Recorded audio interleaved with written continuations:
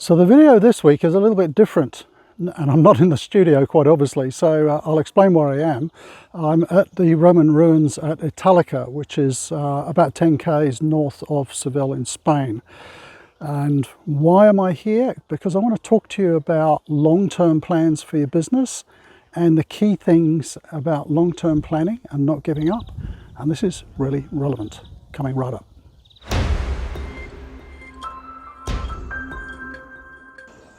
Okay, so what is the relevance of a 2,000-year-old Roman amphitheatre in Spain on business? It's very relevant. Let me tell you a little bit of a story. So why am I here to begin with, and why am I not shooting this in a studio?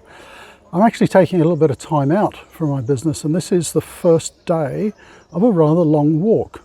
And in fact, the walk that I'm on is called the Camino de Santiago. The particular route starts in Seville and ends in Santiago, north from here about 1,000 kilometers. So just think about that for a moment. I've arrived here from Australia. I've flown halfway around the world to walk 1,000 kilometers.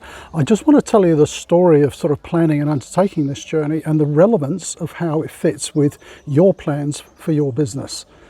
So first of all, how do I know that I can walk 1,000 k's? There is no certainty. And there is no certainty when you set up a business, but I have done this 3 times before, not this particular route, but similar journeys. And so I know the sorts of things that I'm going to have to try and cope with. And likewise, when you're setting up a business, you obviously have some knowledge of the things that you're doing in that business and some of the challenges that you're going to have as you go along the way. So I did a lot of planning over the last couple of years, just like planning a business. You know, one of the things about planning, which is really interesting, you never ever plan for the stuff that goes wrong, because you generally don't know what's going to go wrong. You might have a few ideas. So for example, on this journey, maybe equipment would break, or maybe I would get injured or something like that. And I have all the plan Bs in the world to cope with that. But on my way here, I stopped off in Dubai and I picked up a throat infection. I would never have planned for that.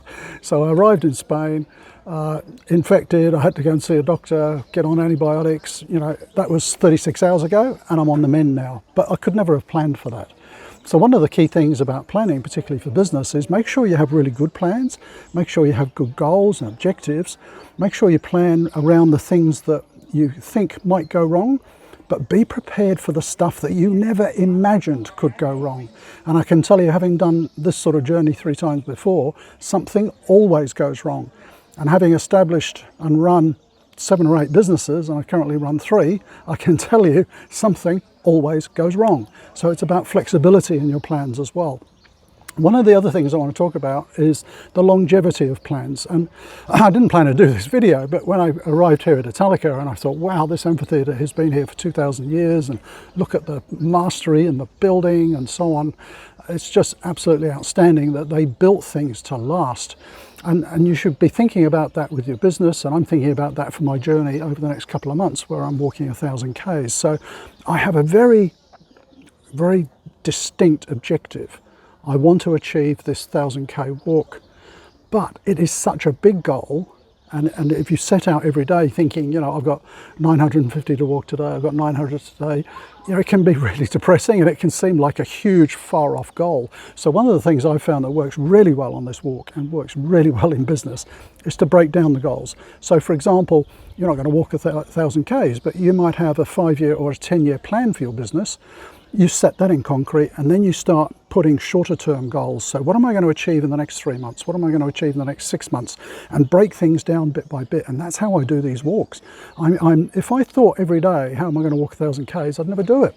So in the morning I get up and I think, tomorrow I'm walking to a town called Guyana. That's it. That's my objective for the day. But that objective for the day is taking me closer to the overall objective. So break down your goals. There's another tip from a very long walk.